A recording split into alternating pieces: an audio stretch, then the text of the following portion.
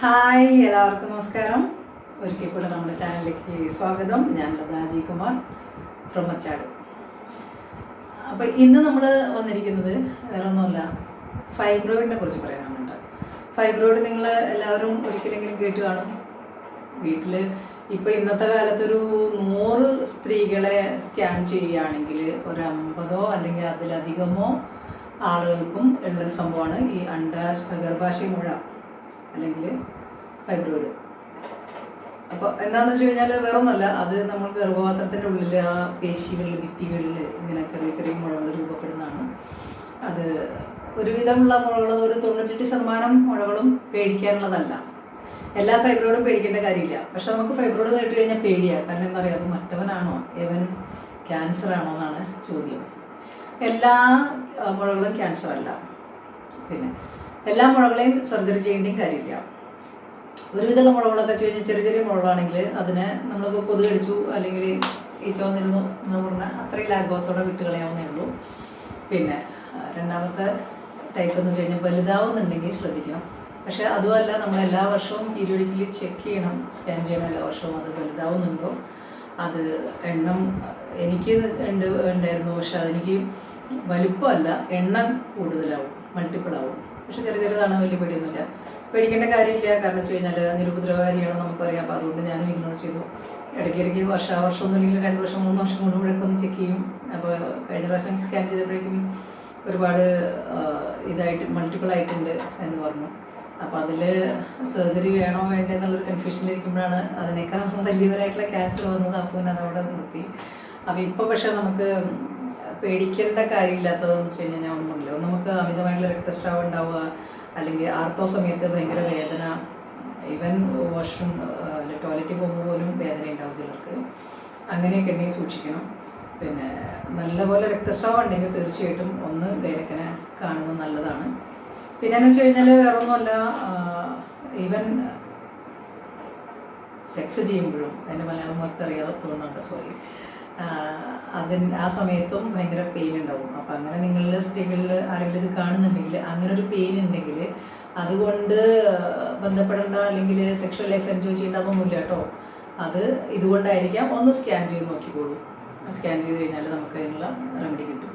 പിന്നെ ഉപദ്രവകാരികൾ എപ്പോഴാവുമെന്ന് വെച്ച് കഴിഞ്ഞാൽ, ഒന്ന് ഇത് ഉള്ളിലേക്ക് വലിപ്പം തള്ളി നിൽക്കുന്ന രീതിയിലാണ്, ഗർഭാശയത്തിനുള്ളിലേക്ക് തള്ളി നിൽക്കുന്ന രീതിയിലാവുമ്പോഴാണ് ഈ അമിതമായിട്ടുള്ള രക്തസ്രാവം കാര്യങ്ങളൊക്കെ ഉണ്ടാകുന്നത്. അപ്പോൾ ശരിക്കും പേടിക്കേണ്ട 2 കാര്യങ്ങൾ, ഒന്ന് നമുക്ക് ഒബ്വിയസ്ലി മുഴ പേടിക്കണം. രണ്ടാമത്തെ കാര്യം എന്ന് വെച്ച് കഴിഞ്ഞാൽ, അമിത രക്തസ്രാവം ഉണ്ടാകുമ്പോൾ നമുക്ക് അനീമിക് ആവാൻ ചാൻസ് ഉണ്ട്. അപ്പോൾ അതിനുള്ള ഗുളികൾ കഴിക്കുന്നതിനേക്കാൾ ഞാൻ എപ്പോഴും പ്രിഫർ ചെയ്യുന്നത്, ഞാൻ പറഞ്ഞു നമ്മളിതിനു മുമ്പ് 2 ടിപ്സ് ഇട്ടുണ്ട്. ഒന്ന് ചെമ്പരത്തി ചായ, 2 ശംഖുപുഷ്പം. ഇനി അതല്ലെങ്കിൽ ഇപ്പം നമ്മൾ ഈ പറയാൻ പോകുന്ന സംഭവം അതിനും കൂടെ ഒരു ഉദാഹരണം, പരിഹാരമാണ്. അപ്പോൾ അത് ചെയ്ത് നോക്കുക. പിന്നെ എന്ന് വെച്ച് കഴിഞ്ഞാൽ, വലുത് ആണ്, അത് പുറത്തേക്ക് തള്ളി നിൽക്കുന്നതാണെങ്കിൽ നമുക്ക് ഈ പറഞ്ഞ ഒരു ലക്ഷണങ്ങളും കാണില്ല. അപ്പോൾ നമ്മൾ സേഫാണെന്നല്ല അർത്ഥം. അപ്പോൾ ഇങ്ങനെ തൊട്ട് നോക്കിക്കഴിഞ്ഞാൽ, തടവി നോക്കിക്കഴിഞ്ഞാൽ ഇങ്ങനെ ഒരു മുഴ പോലെ നമുക്ക് തന്നെ ഫീൽ ചെയ്യും.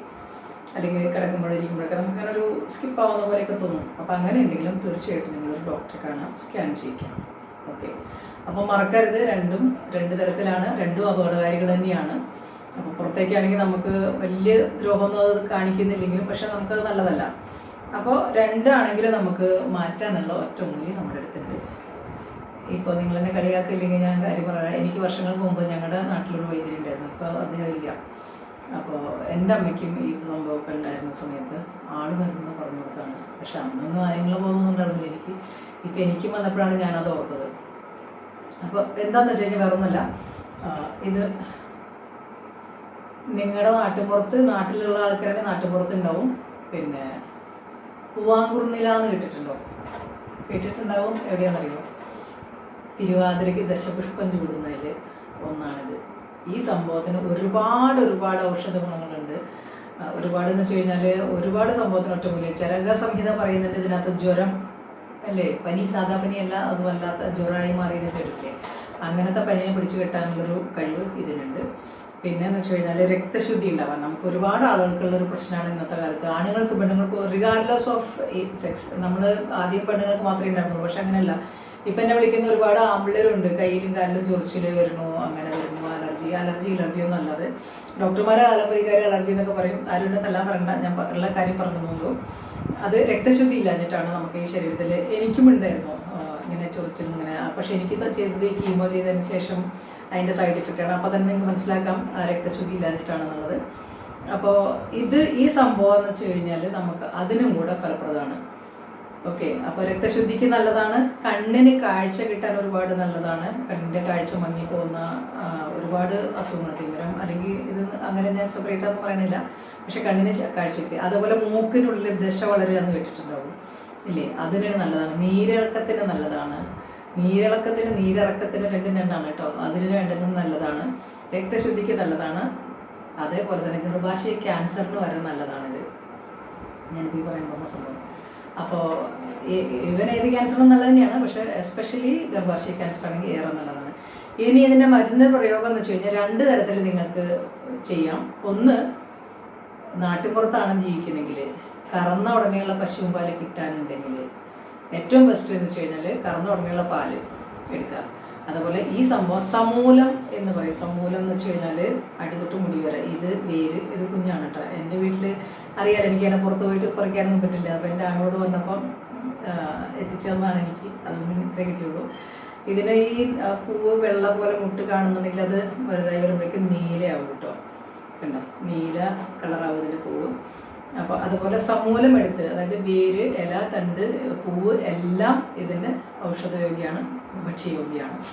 അപ്പം ഇതിന് നമ്മൾ ചെയ്യേണ്ടതെന്ന് വെച്ച് കഴിഞ്ഞാൽ, ഒന്ന് ഞാൻ പറഞ്ഞ ഒരു നെല്ലിക്ക വലുപ്പത്തിൽ എടുത്ത് അരച്ച് ഉരുട്ടിയെടുത്തിട്ട്, എന്ന് വെച്ച് കഴിഞ്ഞാൽ അളവിന് വേണ്ടിയിട്ട് പറയുന്നതാണ് കേട്ടോ, അല്ല ഉരുട്ടി തന്നെ എടുക്കണം എന്ന് തോന്നുന്നില്ല. അപ്പോൾ ആ നെല്ലിക്ക വലുപ്പത്തിൽ എടുത്തിട്ട് അതിനെ നമ്മൾ കറന്നെടുത്ത പാല് എന്ന് വെച്ച് കഴിഞ്ഞാൽ സ്പോട്ടിൽ തന്നെ അതിനകത്ത് കലക്കിയിട്ട് ആ ചൂടോടെ തന്നെ കഴിക്കുക. കറന്ന ഉടനെ ആകുമ്പോൾ നല്ല ചൂടാവും പാലിന്, അത് അങ്ങനെ കഴിക്കുക. ഇനി ഈ അയ്യേ എന്നൊന്നും പറയണ്ട, കാരണം അത് ഏറ്റവും സേഫാണ്. നമ്മളിപ്പോൾ തിളപ്പിക്കേണ്ടതൊന്നും കാര്യമില്ല. നമ്മൾ പാസ്ചറൈസ്ഡ് കവർ പാൽ വാങ്ങുമ്പോൾ തീർച്ചയായിട്ടും തിളപ്പിക്കണം, പക്ഷെ ഇതാകുമ്പോൾ തിളപ്പിച്ചില്ലെങ്കിലും സേഫാണ്. പിന്നെ ഇനി അത് ഇഷ്ടമില്ലാത്തവർക്ക് രണ്ടാമത്തെ രീതി എന്ന് വെച്ച് കഴിഞ്ഞാൽ, നമ്മൾ കഞ്ഞി വയ്ക്കുമല്ലോ അല്ലേ, ചോറ് എന്ന് ഞാൻ പറയുന്നില്ലേ, കഞ്ഞി തന്നെ പറയട്ടെ. കഞ്ഞി വരി വേവിക്കുമ്പോൾ ഇതിനെ കൊണ്ടുന്നതുപോലെ കഴുകി വൃത്തിയാക്കി ഇങ്ങനെ ഇതാക്കിയിട്ട് ഉരുട്ടി മടക്കിയിട്ടോ എങ്ങനെയാണെങ്കിൽ ഒരു കിഴി കെട്ടിയിട്ട് പിന്നെ കഞ്ഞിയിലിട്ട് വേവിക്കുക. അപ്പോൾ അതിൽ കുറച്ച് ഇത് കുക്കാവും. എന്നിട്ട് ആ കഞ്ഞി എടുത്തിട്ട് അതിനകത്തുനിന്ന് ഇതിൻ്റെ നീര് പിഴിഞ്ഞൊഴിച്ചിട്ട് ആ കഞ്ഞി അകത്താക്കുക. അപ്പോഴും നമ്മുടെ അകത്തേക്ക് ചെല്ലില്ലേ. അപ്പം ഇങ്ങനെ 2 രീതിയിൽ നിങ്ങൾക്കത് കഴിക്കാം. 2-ലാണെങ്കിലും ഒരു നല്ല നമ്മളുടെ ശരീരത്തിനുള്ളിൽ ചെല്ലണമെന്ന് മാത്രമേ ഉള്ളൂ. അപ്പോൾ അതിൻ്റെ ഒരുപാട് നല്ല ഗുണങ്ങളുണ്ട്. അതിനേക്കാൾ ഞാൻ ഈ പറഞ്ഞ പോലെ ഫൈബ്രോയിഡിൻ്റെ ഏറ്റവും ബെസ്റ്റാണ്. നിങ്ങൾ പീരിയഡ്സ് വരുന്നതിൻ്റെ, ആർത്തവം വരുന്നതിൻ്റെ ഒരാഴ്ച മുമ്പ് തൊട്ട് തുടങ്ങാം.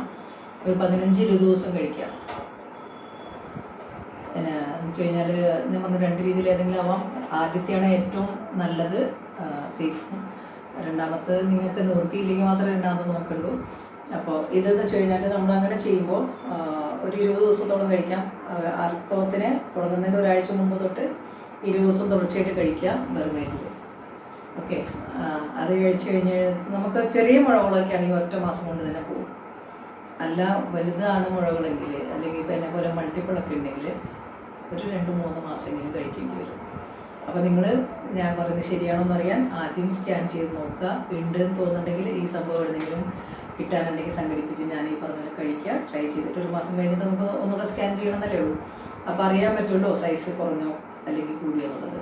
ആദ്യത്തെ രണ്ടാമത്തെയും കമ്പയർ ചെയ്യുമ്പോൾ അവർ തന്നെ പറഞ്ഞിരുന്നു നമുക്ക്. അങ്ങനെ ഒരു 3 മാസം കഴിക്കുമ്പോഴേക്കും നമുക്ക് ഒരുവിധം വലിയ മുഴയാണെങ്കിൽ പോലും നമുക്കത് മാറി കിട്ടും. സർജറിയുടെ ഒന്നും ആവശ്യം വരില്ല.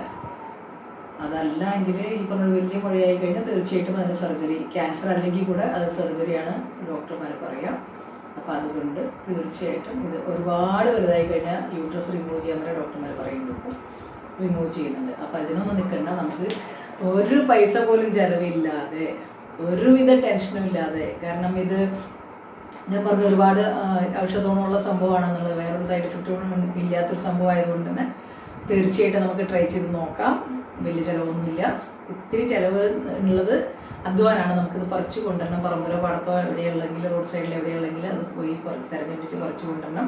എന്തായാലും ട്രൈ ചെയ്യുക എല്ലാവരും. കാരണം ഒരുപാട് പേരായി എന്നെ വിളിക്കുന്നു, ഫൈബ്രോയിഡ് ഉണ്ട് ചേച്ചി, അതിനെന്തെങ്കിലും ഉണ്ടെങ്കിൽ പറയുമോ എന്ന് വെച്ചിട്ട്. അപ്പോൾ സത്യത്തിൽ എനിക്ക് നല്ല സുഖമില്ലായിരുന്നു ഒരാഴ്ചയായിട്ട്. അതുകൊണ്ടാണ് ഞാൻ ഈ പറഞ്ഞ വീഡിയോ ഒന്നും ആയിട്ട് വരാതെ. ഇപ്പോൾ 6-7 ദിവസമായി. പിന്നെ 2 ദിവസം ഹോസ്പിറ്റലിലായിരുന്നു. സുഖവാസമൊക്കെ കഴിഞ്ഞ് കീമോ കഴിഞ്ഞ് പിന്നെ ഞാൻ വൈകുന്നേരം എത്തിയെങ്കിലും ഇന്നലെയൊക്കെ അതിന് ക്ഷീണം ഉണ്ടായിരുന്നു. അപ്പോൾ അത് വിചാരിച്ചു ഇന്ന് ഇത്തിരി കുറച്ച് ബെറ്ററാണ്, അപ്പോൾ ഞാനിത് ചെയ്യാമെന്ന് വിചാരിച്ചാണ് വീഡിയോ.